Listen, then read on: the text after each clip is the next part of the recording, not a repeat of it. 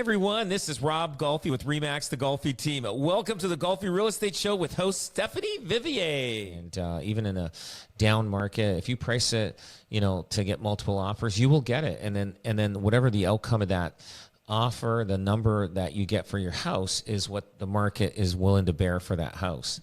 It's people are moving and getting ready and ready to roll. Once that Christmas tree comes down, you're gonna start seeing realtors running around all over the place throughout the city.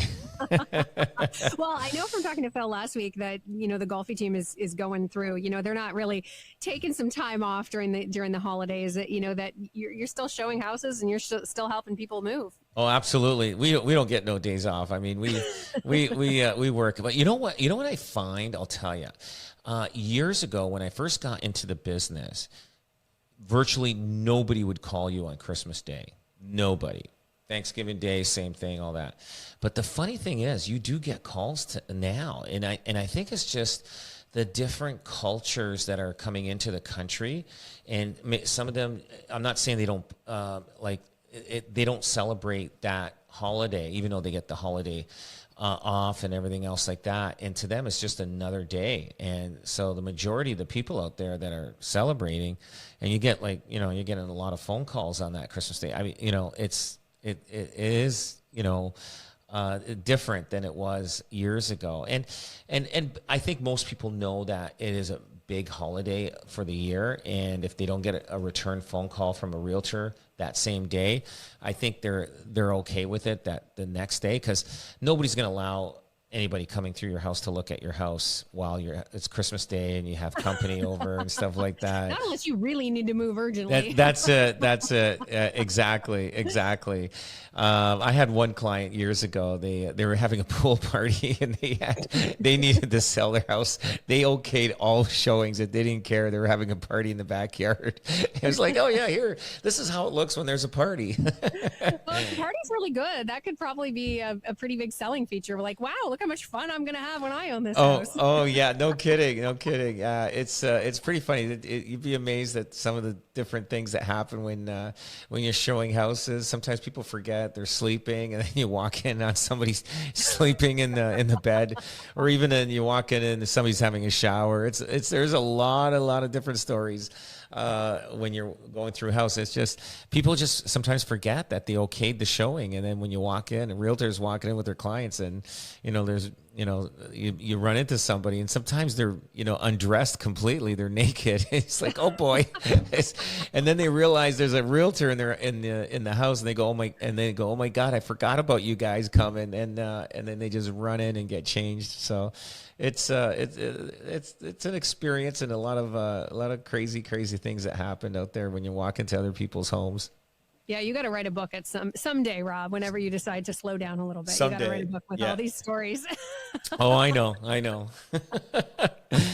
But it'll be very interesting, I guess. Maybe the reality shows, they have enough of them on Netflix, so I don't know if mine would make it on the top 100. I don't know. I would watch a Selling Niagara Golfi edition for sure. I should look into it. I should.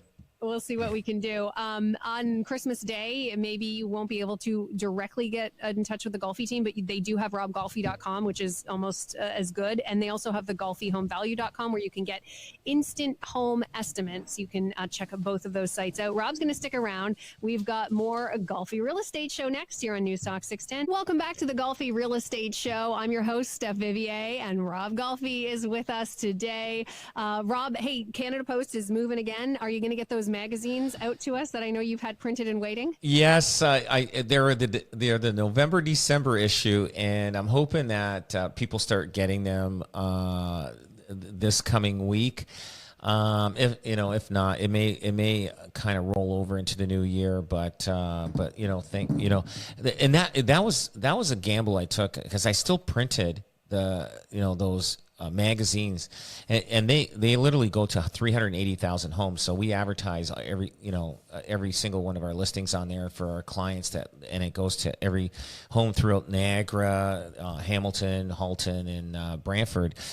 And so anyway, they were sitting in the warehouse. I thought they were going to be having to be recycled. So when the printing company told me, say, you know, it's sitting in their warehouse, I said, let's mail them, get them to Canada Post, let's get them gone. I mean, some people get them into the new year. We'll see how fast Canada Post works. I know everybody's going to start getting their mail heavily. We got mail. I know at the office on Thursday we started getting mail. So and I'm sure a lot of it's going to start coming in more and more as the days go on. But thank God with Canada Post. So it's got the November-December issue has the October stats in there, and that was supposed to be mailed out towards the second, third week of November. So, you know, just you know, I'm sure everybody will know that Canada Post was on strike, and we got delayed, and I took the chance to print it. If I had to do it again, if I knew I had a crystal ball, I probably would have not printed and waited and just skip it and then come out with a magazine in January. But now we're going to skip January because of the magazine is going to be too close to January. So, well, our first issue for the new year will be in February. But everybody in their mailboxes coming soon will be getting a magazine. Take a look at it. You'll see some good information, some listings. A lot of them probably have sold. But anyway, take a look at it and call us if you're looking at selling your house, because your house will be advertised in that magazine, and it's the biggest circulated real estate magazine in Canada. So wow, yes. Wow, and they're beautiful. They are really nice magazines to look at. So. Yeah, no, it is good. It is good. So if you want your house advertised to every single house in Niagara and in Hamilton, Halton, and Brantford, we're the people to call.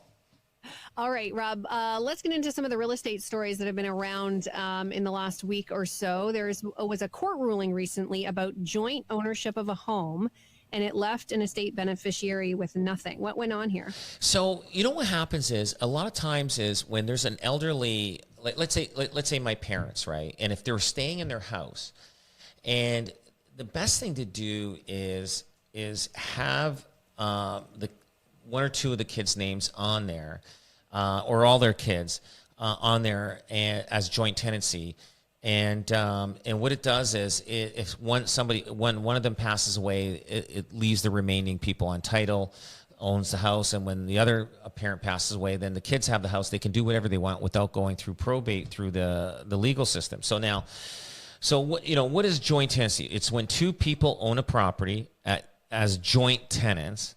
It means if one of them dies, the other person automatically gets the property. This can save time and money since you don't need legal work to transfer ownership.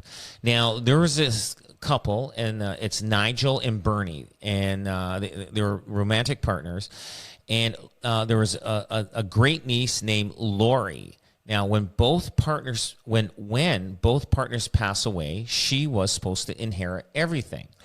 Now, the problem begins is when Nigel, one of the partners, bought a house and later added Lori as joint owner, not as joint tenancy. This meant that when Nigel passes away, Lori would automatically inherit the house without needing extra legal steps. But in 2020, Lori's husband, so this is where the extra partner spouse is getting his head into the business of the family. But in 2020, Lori's husband told Nigel they wanted to have them leave so they could fix up the house, sell it, and use the money for another home. This worried Nigel because it felt like he might lose his home. So like basically they're saying, hey, move out. We're going to fix it. We're going to sell it. So he's like, now if they sell it and the great niece has the money, what's going on? He's still alive. He still needs a house, right? So Nigel went to the lawyer and changed the ownership of the house. Instead of being joint tenants, he changed it to tenants in common, which means they each owned half of the house separately. So this also stopped Lori from automatically inheriting the house when Nigel passed away. Crazy. So who really owned what? Nigel said he only wanted Lori to inherit the house after death. not own part of it while he was alive, which is right. Like a lot of families do this. If you want to eliminate taxes and you have a secondary, let's say a cottage, you're better off, like let's say you're in your 70s or 80s, put your kid's name as joint tenancy on the title. So what happens is if you pass away, the parents pass away and they put it under the kids' names, automatically it's theirs. They don't have to worry about taxes. They don't have to worry about anything, because if the kids still want to use the house.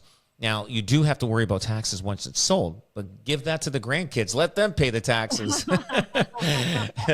So anyway, the court, okay, so it said Nigel said only wanted Lori to inherit. Now, the court agreed with Nigel.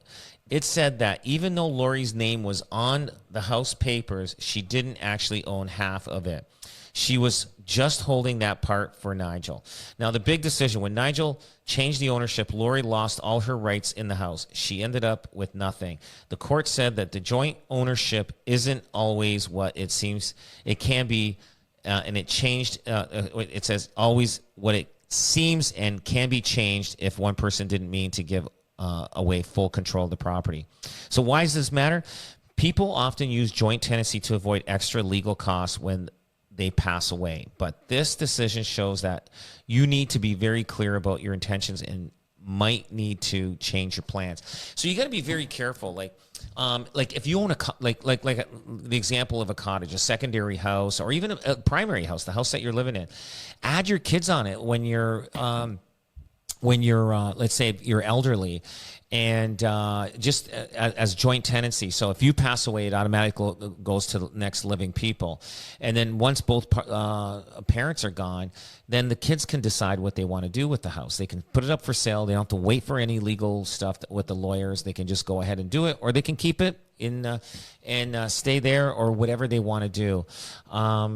This is always a battle, especially with siblings. I was just sitting down with a couple. It was kind of like a networking event, and this couple, they have a business, and he is partners with his brother and sister in this business. It's like a what do you call it? A fencing business. Okay. And they do a fairly good amount of business. And I said, so he goes, they've got, the one brother's got like 6 kids, and I think he's got 4 or 5, and the other sister's got 4 or 5. There was 15 kids involved between these 3 parents, these 3 sets of parents. 15. I said to him, I go, boy, you guys have a real big problem for succession planning. Yeah. I go, when you got 15 personalities, and I'm sure 15 personalities that will, take over this business or inherit this business, you guys are gonna have, some of these kids are gonna be headstrong, and they're gonna want to take over. Find them at robgolfi.com, 905-641-0308. Get an instant home estimate at golfihomevalue.com.